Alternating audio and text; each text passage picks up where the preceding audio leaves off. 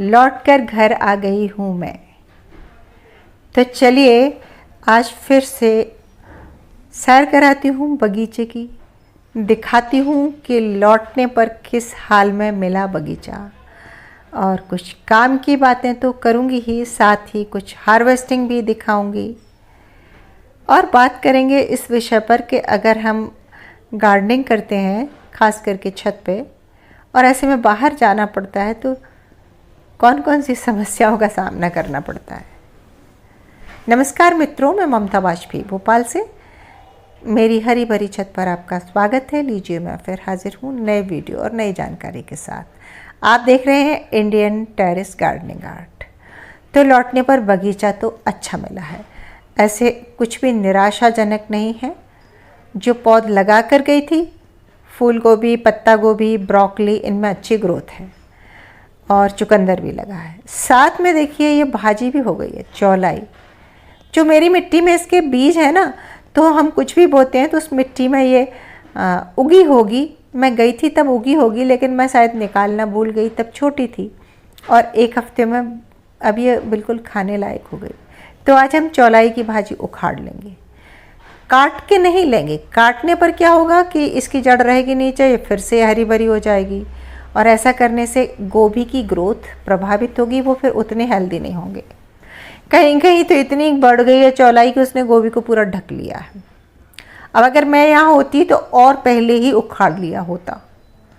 चूँकि मैं यहाँ नहीं थी तो ये इतनी ग्रोथ हो गई, और जब ये बढ़ रही है तो ये मिट्टी में से पोषक तत्व तो लेती ही है। सब जगह चौलाई चौलाई दिख रही है आपको। तो आज हम चौलाई पूरी निकालेंगे। और देखिए ये जो है ना एडेनियम, जाने के पहले यानी कि दीपावली के पहले जब हमने वीडियो दिखाई थी तो बहुत ज़बरदस्त फ्लावरिंग थी, लेकिन अब उतनी ज़्यादा नहीं है। तो क्या होता है कि हमारे यहाँ गर्मी बहुत है और पानी की जो व्यवस्था करके गए थे तो कुछ परेशानियाँ हुई। एक टुल्लू पंप लगा कर गए थे तो वो पंप ख़राब हुआ। पंप क्या ख़राब हुआ, स्विच ऑफ हो गया उसका, तो बिटिया को पानी डालने में बड़ी दिक्कत आई। हालांकि उसने एवरीडे पानी डाला है, पर कुछ पौधे जो बहुत नखरीले होते हैं उन पे असर हुआ। अडेनियम को तो ज़्यादा फर्क नहीं पड़ता, पर तेज़ धूप में और पानी न मिलने से कलियां ड्रॉप हो जाती हैं और नई फ्लावरिंग नहीं होती। तो अब मैं आ गई हूँ, अब मैं फिर से उनकी देख रेख करूँगी और मुझे पक्का विश्वास है कि 1 हफ्ते 10 दिन के अंदर फिर से अडेनियम फूलों से भर जाएंगे पहले की तरह। करेले लग रहे हैं देखो। और कुछ चीज़ें ये हुई कि बिटिया के पास बहुत ज़्यादा काम था, उसने समय निकाल के पानी डाला, लेकिन हार्वेस्टिंग नहीं की, फुर्सत ही नहीं मिली। तो सब्जियां ओवरग्रोन हो गई। जो तोड़ रही थी वो इतनी बड़ी बड़ी हो गई कि अब उसको तोड़ेंगे भी तो कोई मतलब नहीं, वो सब्जी बनाने लायक नहीं रही। और करेले भी ओवरग्रेन हुए हैं, ओवरग्रो हुए हैं करेले भी, और सेम भी। और सेम की बेल पर थोड़ा सा असर पड़ा है, दिख रही ना आपको। असल में क्या है कि ये बरसात में बोई हुई है और ये नीले ड्रम में लगी है जिसकी डेप्थ ज़्यादा नहीं है, तो इसकी जड़ें नीचे तक पहुंच गई हैं, मतलब ये रूट बाउंड है। और जब वो कंटेनर गर्म होता है ना तो ये पत्ते ऐसे पीले हो जाते हैं।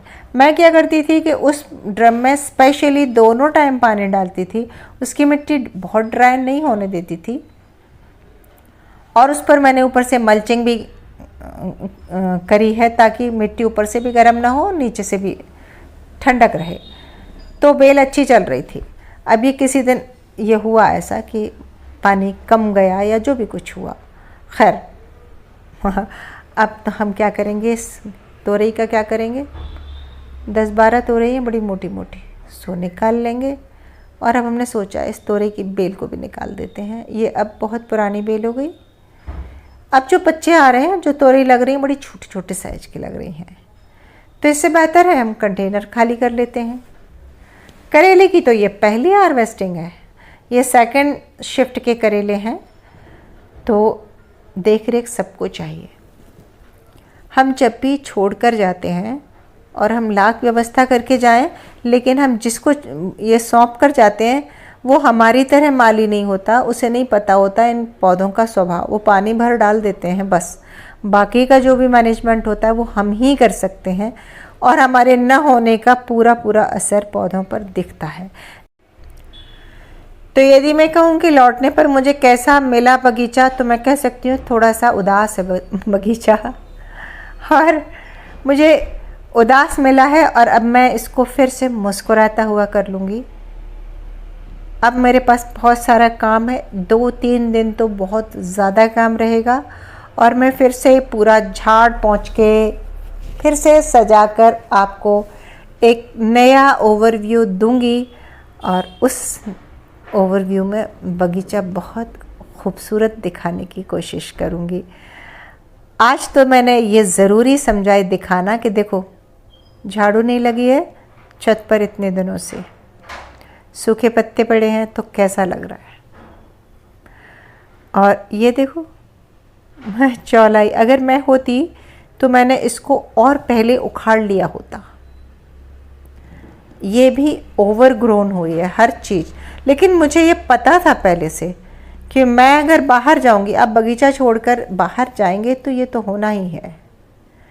बिटिया को जिम्मेदारी दे गई थी, सो बिटिया बहुत बहुत व्यस्त, उसके पास बहुत काम है। उस व्यस्त शेड्यूल में से उसने समय निकालकर पानी डाल दिया बस, और उसे इतना भी समय नहीं मिला कि वो ये देख पाती कि बैंगन की हार्वेस्टिंग होना है, करेले बड़े हो रहे हैं, और तोरी तो खैर हो ही गई बेकार। सेम भी मैं भी आपको आगे वीडियो में दिखाऊंगी कि सेम की फलियां, उनमें दाना बन गया है, और 4-5 दिन पहले टूट जानी चाहिए थी। खैर कोई दिक्कत नहीं, बगीचा सलामत है, ये एक बड़ी खुशी की बात है। जो चीज़ें थोड़ी उदास हुई हैं उनकी सेवा करेंगे, और जो चीज़ें नहीं उगी या लग नहीं पाई तो मैं फिर से नए सिरे से कुछ पत्तेदार भाजियाँ लगाऊंगी। और तोरी का तो वो मैं कंटेनर खाली करने वाली हूँ,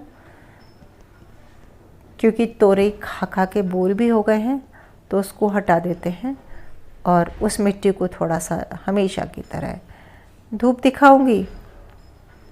ऊपर से थोड़ी नई मिट्टी डालूंगी। अगर मान लीजिए उसमें ये स्थिति बनी कि उसको पूरे को नहीं पलट सकते तो कोई बात नहीं, उसमें ऊपर थोड़ी नई मिट्टी मिला के खुरपी से गुड़ाई करके और नए सीड्स हम डाल देंगे। इस तरह से जैसे हम ये उखाड़ रहे हैं ना, ये चौलाई, तो 2 काम हो रहे हैं। चौलाई उखड़ने के साथ नीचे की मिट्टी ढीली हो रही है, तो एक तरह से जैसे हम गुड़ाई करते हैं ना, ये गुड़ाई भी हो रही है। गुड़ाई जैसा ही काम करेगा चौलाई का उखड़ना, और अंदर जड़ों में ऑक्सीजन पहुंचेगी। देखिए आप सेम किस कदर फली है, लेकिन तोड़ने वाला कोई नहीं। हालांकि इसके बहुत पत्ते पीले हुए हैं, लेकिन ये मरेगी नहीं। आप ज़रूर, मैं आपको बाद में दिखाऊंगी, ये फिर से हरी भरी हो जाएगी। आज से पहले मैं ये इनकी हार्वेस्टिंग करूंगी। जो सफ़ेद वाली सेम होती है वो बीज है। तो आज हमारी ना बहुत सारी टोकरी भर के हार्वेस्टिंग हुई है, जिसमें एक बड़ी डलिया भर के उसकी चौलाई की भाजी निकली है, तो वो भी हमारी सब्जी बनी और हमने उसको बांट भी दिया। और सेम तो उठा के फ्रिज में रख दिए हैं, बैगन भी अभी फ्रिज में रख दिए हैं। अब कल फिर देखती हूँ, बैगन तो बहुत ज़्यादा हैं, वो बांटने पड़ेंगे। तो देखो आप कैसी लग रही है ये हार्वेस्टिंग। आप लोग जब बाहर जाते हो तब क्या व्यवस्था करके जाते हो, ये ज़रूर बताइए। मैंने सोचा था कि ड्रिप इरिगेशन वाला सिस्टम करके जाऊं, पर वो हमारा फेल हो गया, तो वो मेहनत भी बेकार गई। खैर हमें बहुत सारे सुझाव भी मिले उसके लिए, लेकिन अब हम उसको कुछ नहीं कर रहे हैं। हम उसको निकाल के हमारे फार्म हाउस पे भेज देंगे। और ये देखो सब्जी। तो कैसा लगा वीडियो, कमेंट करके ज़रूर बताइए। हम मिलते हैं अगले वीडियो में, फिर से सजा कर, झाड़ पोंछ कर, सुंदर दिखाकर। तब तक के लिए नमस्कार।